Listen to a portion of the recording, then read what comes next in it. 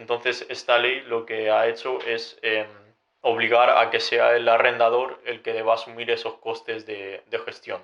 Otra opción, por ejemplo, para aquellas personas que en este momento están en España sin papeles, irregulares, por ejemplo, durante 2 años, bien podrían optar por el alargo para la formación. Se están ofreciendo reducciones al transporte quizá de un 60% o... Por ejemplo, un tema que el gobierno ha dado ha sido reducir el tema del IVA para los servicios, ¿no? Sí.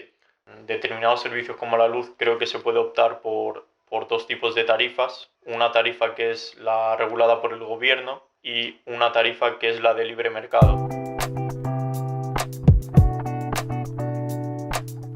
El tema de la construcción también tómenlo muy presente, que es una actividad donde la oferta laboral siempre va a existir. Entonces, si ustedes, muchachos, saben algo de reformas, algo de realizar azulejos, bien podrían optar por establecer una estrategia migratoria. Por ejemplo, mi mente es ir a España, trabajar. Primero preguntarse, a ver, ¿qué sé hacer yo? ¿Qué necesito formarme? Por lo tanto, ¿y dónde puedo formarme para yo dónde trabajar? Por ejemplo, si yo quiero trabajar en la construcción y sé que en España la construcción es una actividad económica que siempre hay movimiento y, por ejemplo, tengo pocos o escasos conocimientos en el tema de albañilería, de construcción, de reformas, de enchapados de azulejos, podría ir a España, matricularme en un centro de estudios que ofrezca una formación relacionada con estos temas que estoy señalando, estudio, y como estoy estudiando, tengo derecho a hacer prácticas y me mandan de repente estas empresas constructoras y por ahí podría empezar a hacer prácticas, hacerme conocido y luego pueden conseguir un contrato de trabajo. Otra opción, por ejemplo, para aquellas personas que en este momento están en España sin papeles, irregulares, por ejemplo, durante 2 años, bien podrían optar por el alargo para la formación. ¿Por qué? Porque el arraigo para la formación justamente está pensado para aquellas personas que están en España sin papeles 2 años, pero les dice España, hey, vale, ustedes están sin trabajo acá en España, de acuerdo, pero su intención es obtener documentos. Entonces les doy una vía, les doy una alternativa. Estudien y luego les doy papeles. Aunque suene gracioso, pero prácticamente así está configurado este arraigo para la formación. Es decir, una persona sin papeles, 2 años en España, sabe que el tema de la construcción es un ámbito, un sector económico con mucha oferta laboral. Lo que yo haría sería, vale, mis conocimientos son nulos o escasos en albañilería, por ejemplo, me matriculo en un centro de formación que ofrezca estudios para ser albañil, obrero, ¿entienden? Estudio 1 año, lo que sea, y hago estudios y prácticas en empresa.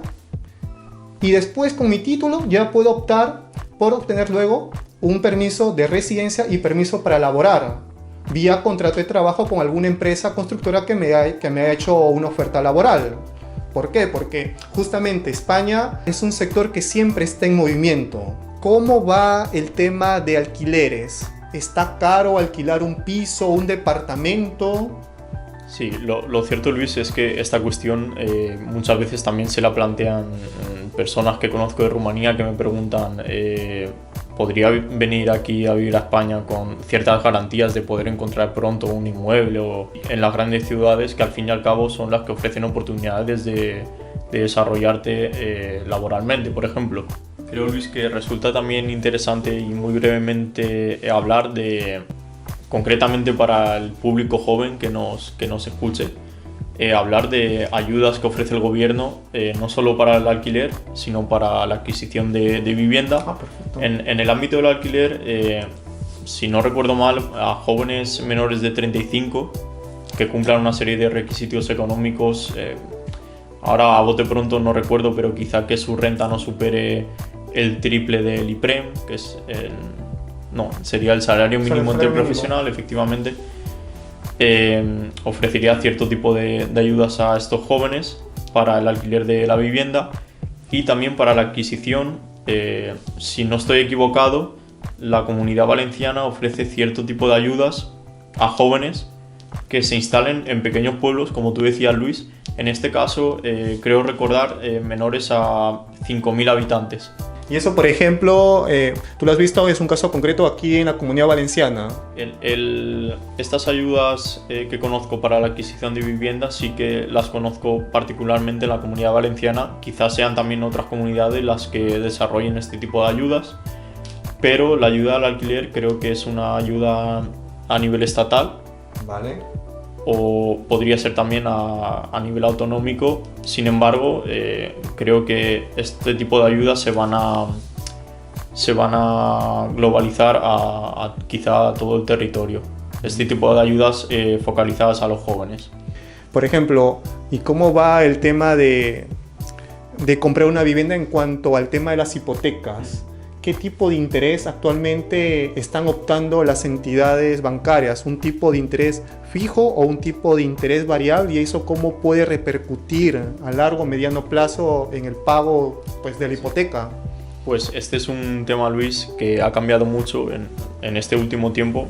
Como muchos temas han cambiado, este también lo ha hecho, en el sentido de que hasta hace ciertos años las hipotecas que más se comercializaban por los bancos eran las hipotecas a tipo de interés fijo.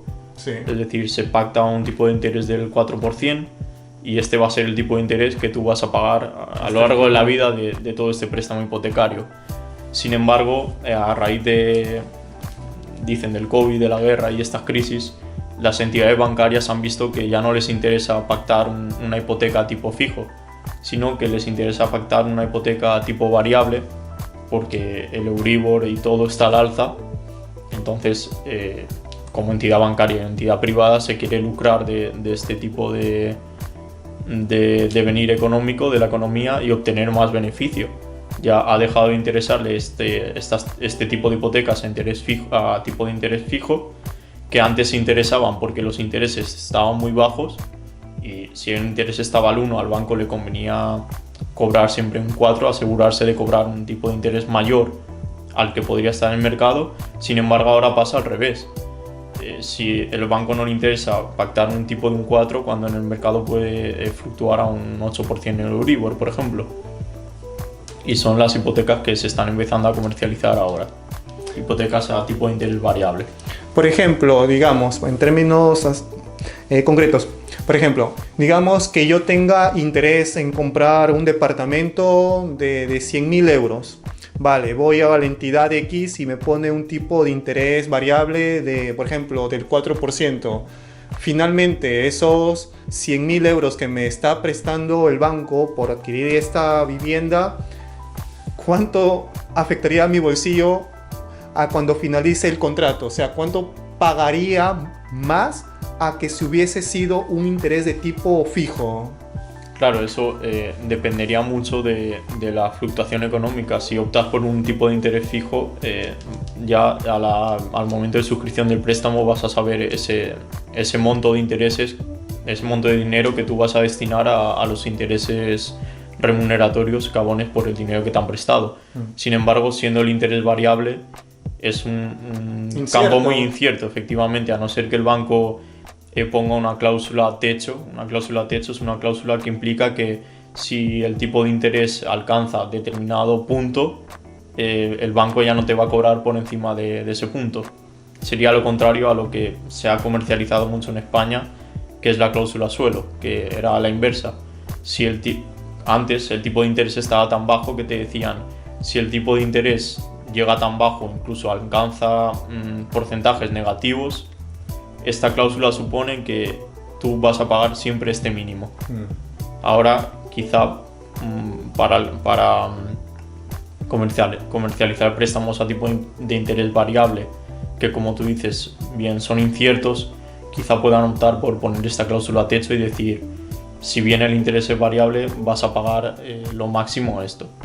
Por ejemplo, Adrián, entonces, si tú como abogado viene un cliente y te dice, letrado Adrián, yo quiero comprar un piso, pero la entidad X me dice una tasa de interés variable. ¿Tú le recomendarías entonces que en su cláusula pongan esta cláusula techo? Sí, sería interesante si bien el cliente no tiene poder para negociar y es la entidad bancaria la que redacta esas cláusulas y tú debes conformarte o esta no, sería interesante incluir esta cláusula en el contrato. O también he escuchado hablar de préstamos hipotecarios mixtos, en el sentido de que durante, por ejemplo, un préstamo de 30 años, durante los 15 primeros años vas a pagar un tipo de interés fijo y durante los 15 próximos un interés variable. Con posibilidad quizá de que durante los primeros 15 años tú digas quiero amortizar ya casi todo el capital y no llegues a estos 15 años de tipo de interés variable, sino que amortices en esos 15 todo el capital que te han prestado. Perfecto. Sería quizá una combinación interesante este préstamo doble, tanto fijo como variable. Vale, esa sería con la vía del contrato mixto. Sí, un préstamo mixto. Un préstamo mixto. Y la otra... He escuchado que en algunas entidades se están empezando a comercializar. Perfecto, entonces habrían dos posibilidades. El préstamo contrato mixto y la cláusula techo. Sí, en el préstamo variable, porque el fijo ciertamente ya se está dejando de comercializar. El préstamo a tipo de interés fijo se está dejando de comercializar. Vale. Entonces, muchachos, a seguir las recomendaciones también del letrado Adrián, que, por ejemplo, si tienen también pensado en un momento determinado comprar un piso, y dado en cuenta que la cláusula de tipo fijo, en opinión de Adrián, ya no se está utilizando, o sea, simplemente las entidades bancarias ya no lo quieren insertar como cláusula en el contrato hipotecario, entonces Adrián recomienda dos posibilidades: o una cláusula techo, como para marcar un tope máximo de interés que se podría pagar en una tasa de interés variable, y la otra alternativa, una tasa cláusula mixta, ¿no es cierto? Sí, efectivamente. O sea, pagar durante la primera mitad del contrato hipotecario una tasa fija, sí, y el resto una tasa variable. Así que, muchachos, pueden optar por cualquiera de estas dos vías como para que el precio que finalmente vayan a pagar por esa propiedad no se eleve demasiado, ¿vale? Esta ley que ha dado el Congreso de los Diputados en España no hace mucho, justo trata de frenar un poco la alza de los alquileres en cuanto al precio, sí, para darles un alivio y puedan que todas las personas tengan derecho al acceso a la vivienda. También otra cuestión que regula esta ley, que hasta ahora no era así, es que, por ejemplo, cuando tú estás en búsqueda de un piso y vas... La mayor gestión hasta ahora de venta de pisos la realizaban las inmobiliarias en este país. Ya era raro encontrar personas particulares que ofrecieran directamente su piso, sino que la gestión la llevaban estas inmobiliarias y debía ser el propio arrendatario que accediera a la vivienda el que debiera pagar los honorarios de esta inmobiliaria. Entonces eso también causaba un poco de perjuicio para estas personas, que no solo deben pagar la fianza, el mes en curso, sino también los gastos de gestoría, los gastos de la gestión de esta inmobiliaria.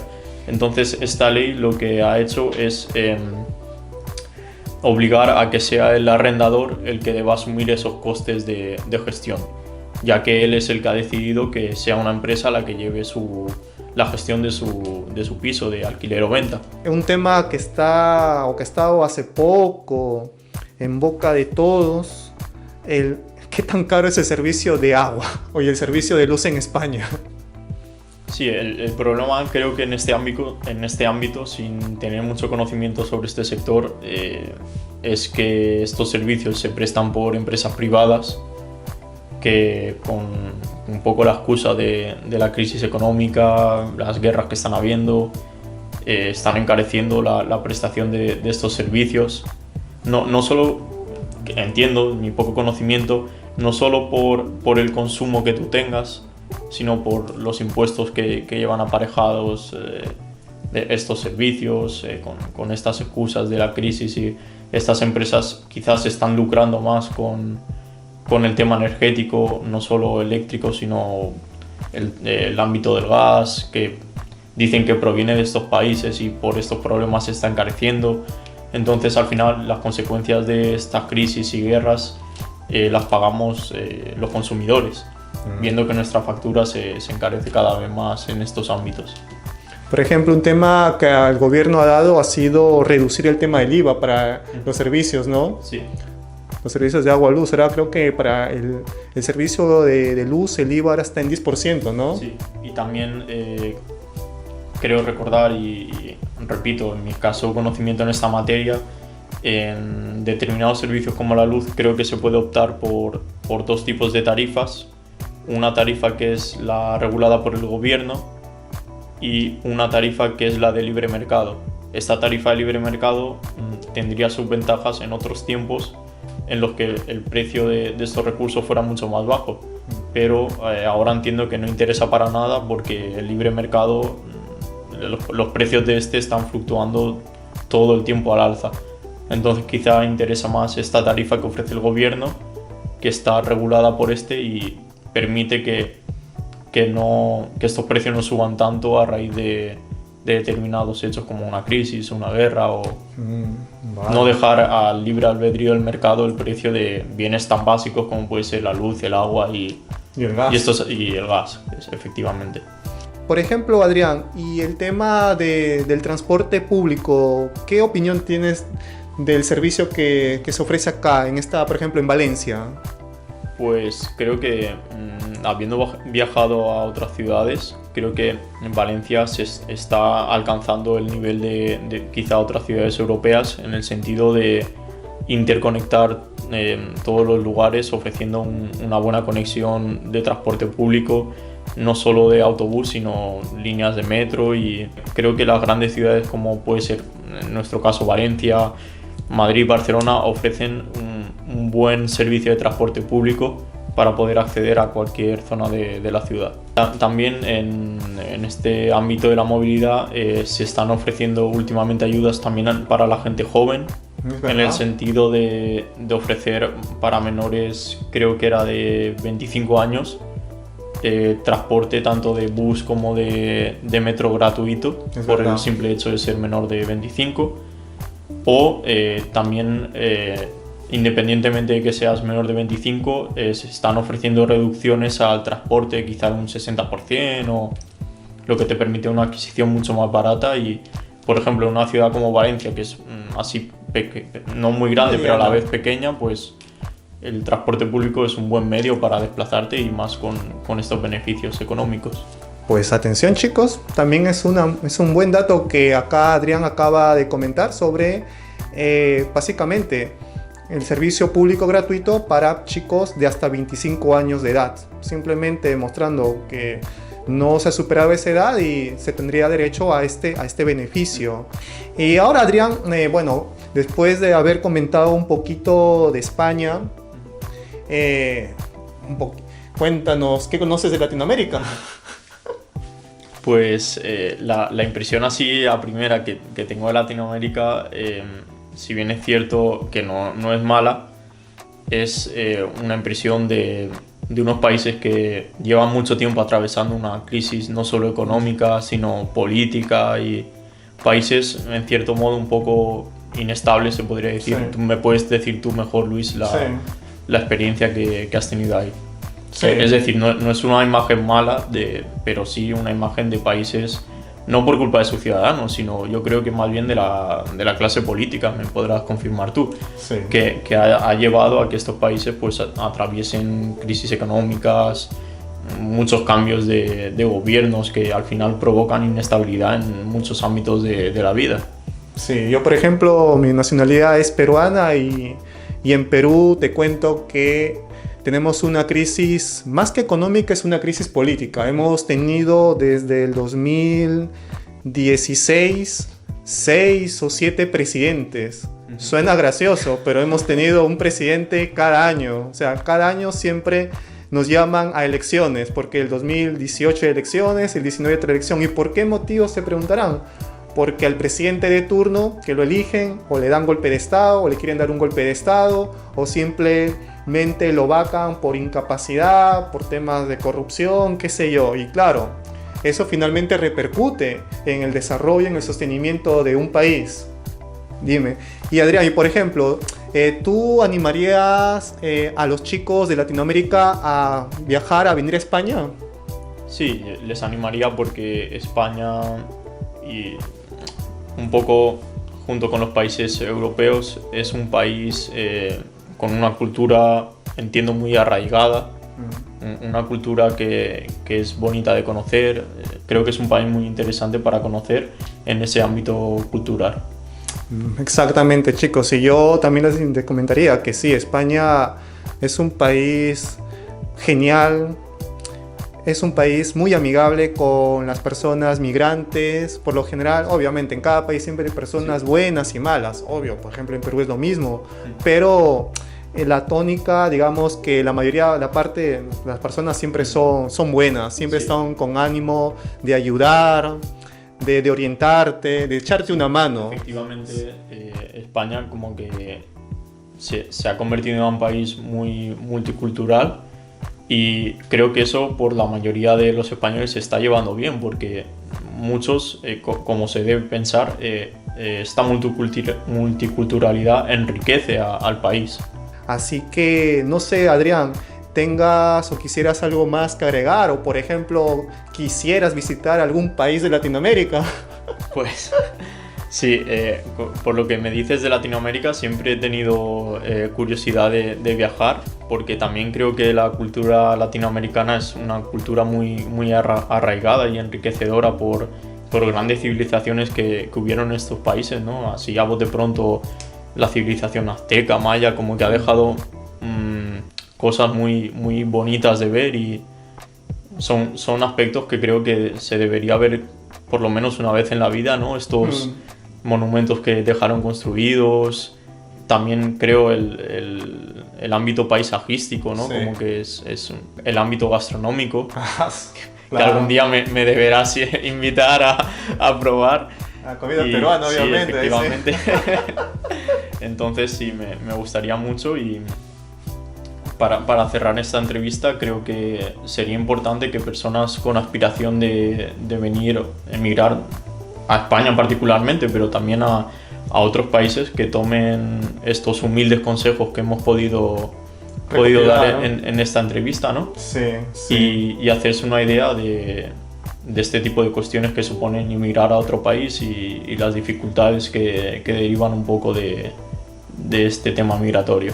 Claro, o sea, chicos, o sea, migrar a otro país no significa, hey, tomo la decisión mañana y pasado mañana me tomo en el primer vuelo a España o a cualquier otro país a ver qué sucede. No, o sea, la cuestión es primero investigar, saber a dónde voy a ir, qué hay, si hay trabajo, cómo está el tema de alquileres, el tema de la educación para los niños, o sea, hacer toda una investigación con tiempo, con calma, al mismo tiempo que obviamente pues ahorrando el máximo de dinero que uno pueda para llevar a cabo y concretizar ese plan migratorio. Sí. Y siempre pensando de forma estratégica, que un paso me sirva de base para poder dar el siguiente paso. Así que eso es, chicos, Y con calma. sobre todo añadir, Luis, en un mundo con tanta tecnología como en el que nos encontramos, y de fácil acceso a personas de otros países, tomar asesoramiento de personas que estemos residiendo en estos países y que nos puedan ayudar un poco a hacernos una visión del país al que vamos a ir. Sí. Como repito, en un mundo tan tecnológico, con una simple videollamada, una simple llamada, puedes tener acceso a información de personas de otro país, que quizá antes era más difícil cuando migraron nuestros padres, quizá, que no tenían ese acceso a personas de este país tan grande como se puede tener ahora. Que, como comento, en una simple videollamada puedes contactar con la persona, y personas como nosotros o cualquier otra persona, que podemos estar encantados de ofrecer una visión y ayudar a desarrollarte al país que quieras emigrar. Exactamente, chicos. La cuestión es informarse, prepararse y siempre preguntar. Eso es de toda la vida. O sea, y organizarse más que nada. Tener un plan migratorio concreto, no muy complejo, sencillo, abordando los temas puntuales, a dónde voy a ir, cuántas posibilidades de trabajo hay en esa zona, el tema del alquiler, el tema de los servicios, educación para los chicos. y organizarlo con calma, o sea, tomarse un tiempo prudencial para ir viendo e investigando cada uno de esos aspectos. Entonces, Adrián, gracias por la visita, hombre. Ha sido un placer contar con tu presencia, estimado amigo. Tus impresiones, tus opiniones serán de mucha utilidad para todas las personas que tienen deseos de emigrar a España, porque tú también has sido emigrante acá a España junto con tu familia alguna vez. Y nos has contado también desde tu punto de vista cómo es la realidad española. Adrián, ¿podrías porfa invitar en rumano y en castellano a los chicos a que le den like y compartan este video y se suscriban al canal llamado Permiso Residencia España? Primero en rumano, por favor. Sí, en primer lugar y antes de todo, Luis, agradecerte también a ti la posibilidad de poder hacer esta entrevista y ayudar con nuestros conocimios así tan humildes a gente que pueda necesitar cualquier tipo de opinión. Y eso, si os gusta este vídeo, por favor, dar like y compartir. Y para mis compatriotas de Rumanía, dacă v-a plăcut videoclipul, rugăm să ne lăsați un like și să vă subscribiți la canalul lui prietenul și colegul meu avocat, Luis Tieta. Mulțumesc! Gracias, Adrián, muy amable, hombre. Y muchas gracias, Adrián. Y también muchas gracias, amigos, por vernos y hasta luego.